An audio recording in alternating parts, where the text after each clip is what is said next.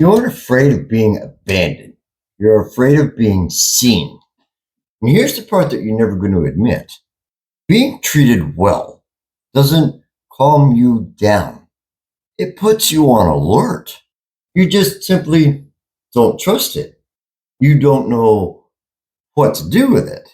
So you start looking for the catch. You start looking for the angle, the moment that it flips.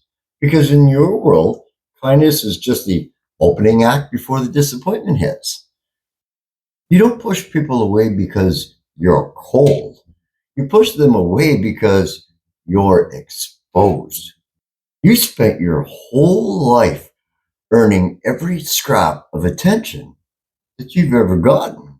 So when someone shows up and doesn't make you fight for it, you don't feel valued.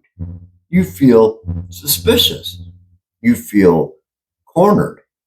You feel like they're seeing parts of you spent decades keeping under lock and key.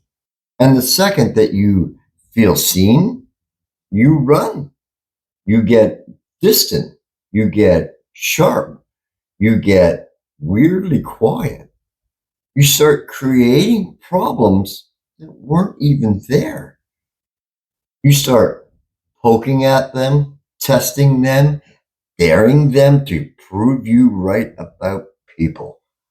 Because if they leave on their own, you get to pretend that you never cared. You get to keep your story intact. Here's the part that you never look at. You don't fear losing people.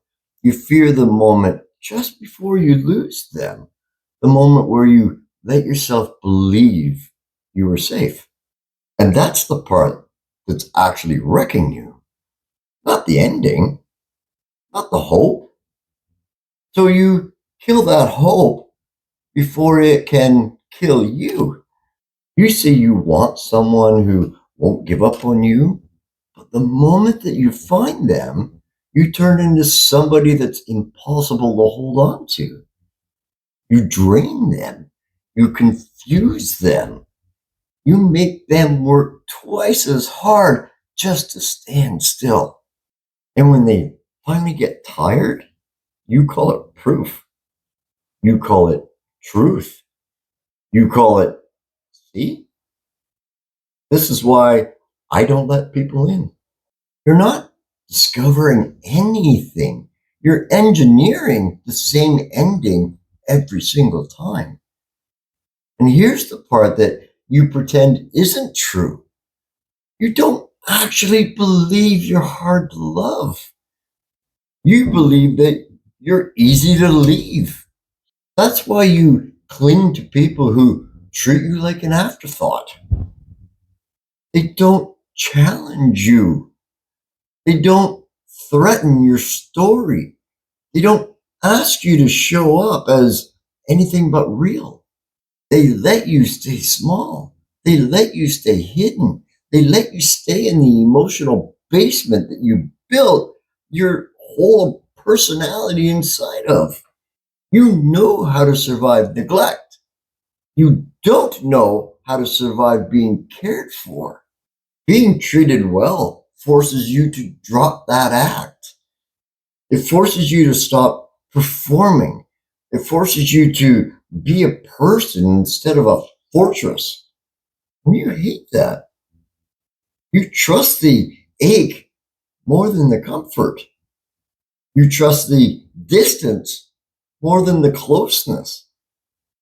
You trust the version of you that doesn't need anyone, even though that version is killing you very slowly. And here's the logic behind the chaos. You don't push people away because you're broken. You push them away because being known feels like a threat, because closeness demands honesty, because affection demands presence, because love demands you stop hiding. And you've been hiding for so long now that you don't know who you are without the walls. So you keep them. You keep the distance. You keep the loneliness. You keep it all, and you swear that you don't want it because at least it's yours. At least it's predictable. And that's the whole story. No hope, no fix, just the logic and chaos.